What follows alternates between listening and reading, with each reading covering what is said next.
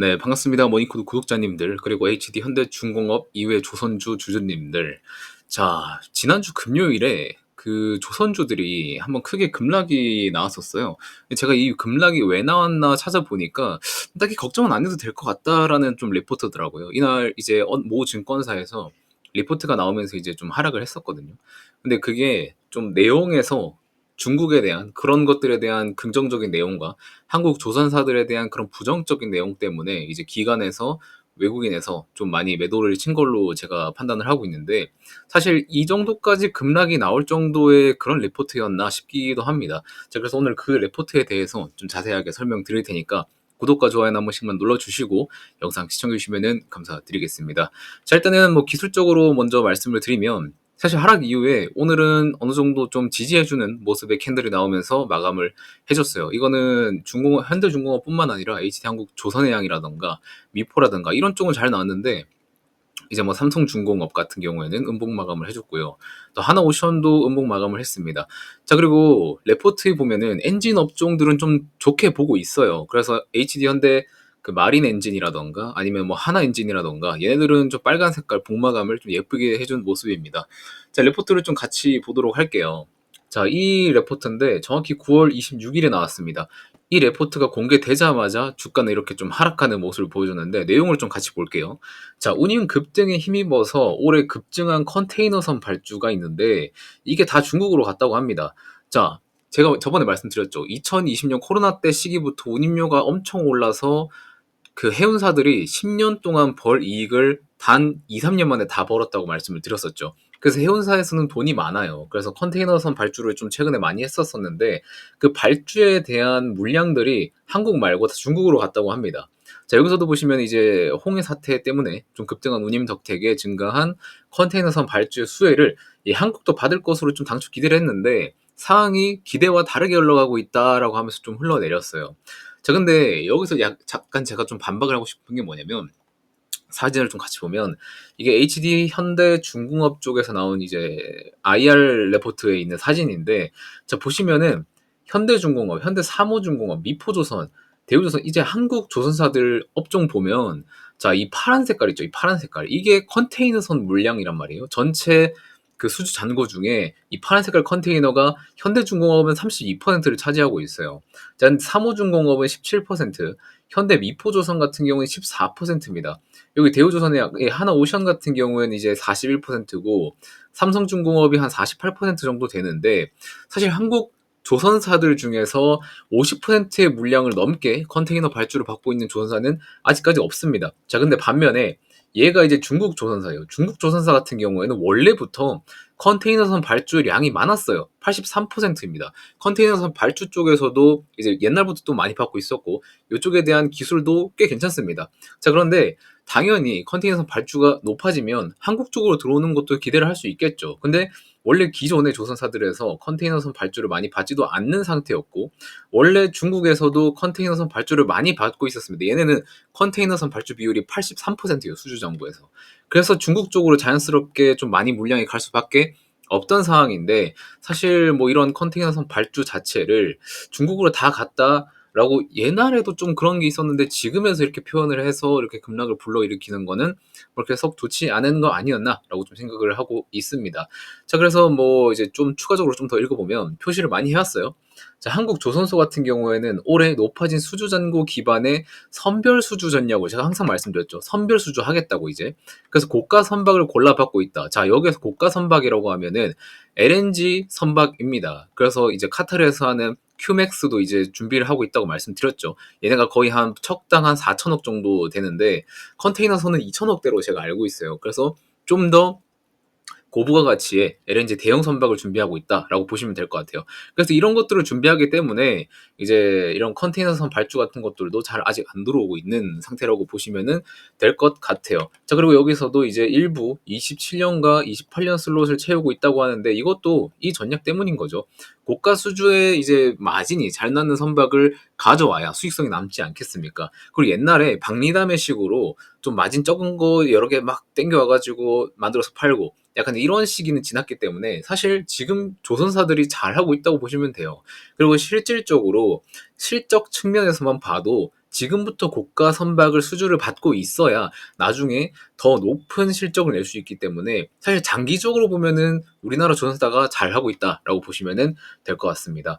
자, 그리고 지금 여기서 내용을 좀 더 보면 컨테이너 선사에게 빠른 납기는 크게 중요하지 않다는 뭐 방증이라고 하고, 또 22년, 23년 대량 발주한 선박의 인도가 아직 많이 남아 있는 것도 공급 과잉이 예견된 상황이다라고 얘기를 하고 있는데, 제가 항상 말씀드리지만 선박의 이제 노후 선박의 교체 사이클 이제 슬슬 돌아온다고 했죠. 그게 이제 완전히 교체될 때가 이제 2030년쯤인데 30년에서 35년 사이인데, 사실 그때 선박을 만들려면 지금 시기부터 이제 곧입니다. 이제 내년부터 차근차근 이제 신규 선박에 대한 그런 것들의 수요가 계속 올라갈 거예요. 자, 그러면은 공급 과잉은 지금 아니라고 봅니다. 지금은 수요가 좀 더 넘친 그런 시기라고 조금 보면 될 것 같아요. 그리고 지금 한국 조선사들 중에서도 그런 도크들, 배를 건조할 수 있는 도크들을 조금씩 늘릴 계획이 있지만 아직 그렇게 계속해서 늘어나고 있지 않기 때문에 사실 수요는 계속해서 여전한데 공급은 제한이 되죠. 도크가 부족하기 때문에. 그래서 아직은 수요가 더 많은 상태다라고 좀 보시면 될 것 같습니다. 자, 그리고 글로벌 컨테이너 선사는 이제 중국을 신뢰하고 있다. 자, 가격적인 측면에서는 사실 어느 나라든지 중국을 이길 수는 없습니다. 거기에서는 이제 생산 인구라든가 노동력이라든가 그런 것들이 되게 싼 가격이기 때문에 아예 가격적인 메리트는 중국을 이길 수가 없어요. 가격적인 측면에서 계속 보면 중국 조선사의 컨테이너선 수주 가격은 시장에 제대로 알려져 있지는 않지만 클락슨에 일부 등재된 14K급 컨테이너선의 가격은 시장가보다 약 8% 낮은 것으로 추정된다. 8%면 다른 이제 해운사 쪽에서도 솔직히 메리트 있는 약간 그런 할인가기 때문에 이런 것들은 컨테이너를 잘 만들고 있었고 옛날부터 대량으로 만들고 있었던 중국 쪽으로 발주가 계속해서 갈 수밖에 없는 상황이긴 하다라고 좀 판단이 되고 있습니다. 자, 그리고 상위권 선사들 MSC나 뭐 머스크나 이런 조선 해운사들이 선사들이 지금부터 이제 발주하는 건조하려고 하는 이제 비율을 좀 따져보면 컨테이너선이 지금 한국에서 MSC 같은 경우에는 지금은 43.2% 한국에서 이제 건조했고 중국은 18%인데 발주 잔고 이제부터 이제 발주를 받아야 되는 약간 이제 수주를 넣을 예정 잔고 같은 경우에는 건조 국가를 한국은 6.3% 정도 하고 중국은 87.4%로 비율을 좀 조정하려고 좀 보고 있다고 합니다. 자, 솔직히 이게 비율 차이가 너무 많이 나긴 해요. 이런 부분에서는 좀 리스크로 좀 가져갈 수 있다는 점도 여러분들이 좀 고려를 하셔야 됩니다. 자, 그리고 머스크 같은 경우에는 지금 한국 비율이 중국보다 훨씬 많죠. 많이 보일 수 있습니다. 자, 그런데 추후에 이제 건조 예정인 선박 같은 경우에는 한국을 28.4로 다운그레이드하고 중국은 71.6%로 업그레이드할 예정이라고 좀 하고 있습니다. 이러한 부분은 솔직히 확실한 리스크가 될 수 있기는 한데 사실 제가 방금 보여드렸었던 이러한 비율 측면에서 보자고 하면 사실 그렇게 영향이 클까라는 생각은 좀 들기는 합니다. 그래서 여러분들도 이러한 것들의 수치적인 부분들을 지금 가지고 있는 수주 잔고 대비해서 한번 비교를 해보시는 능력도 좀 필요하다고 보이고 있습니다. 자, 그런데 이 리포트에서 무작정 막 조선을 까는 건 또 아니에요. 중국에서 컨테이너선 발주를 많이 가져가고 있다고는 하지만 사실 중국에서는 이런 엔진 생산 능력 같은 경우에는 아직 기술력이 그렇게 발달하지는 않았습니다. 그래서 이러한 컨테이너선을 발주할 때 엔진을 어디에서 공수를 해야 되는데 그 공수하는 국가가 한국이 될 수 있다. 라고 말하고 있습니다. 자, 친환경 요구가 계속해서 늘어나고 있죠. 친환경 선박이라든지. 그리고 노후 선박을 교체할 때는 또 친환경 선박으로 어느 정도 일정 비율로 교체를 해야 됩니다. 자, 그런데 중국에서는 이제 엔진 능력이 좀 떨어지다 보니까 이게 한국 엔진 업체로 온다고 하면 어디로 갈 수 있냐? 일단 하나 엔진 같은 경우에는 이제 중국 조선사에서 납품을 했고요. 그리고 제가 말씀드렸지만 HD 현대중공업 같은 경우에서도 엔진 사업을 계속하고 있다고 말씀을 드렸었죠. 그래서 향후에 중국 쪽으로도 매출 다변화할 가능성을 좀 기대할 수 있다라고 보고 있는 리포트라고 보시면 될 것 같습니다.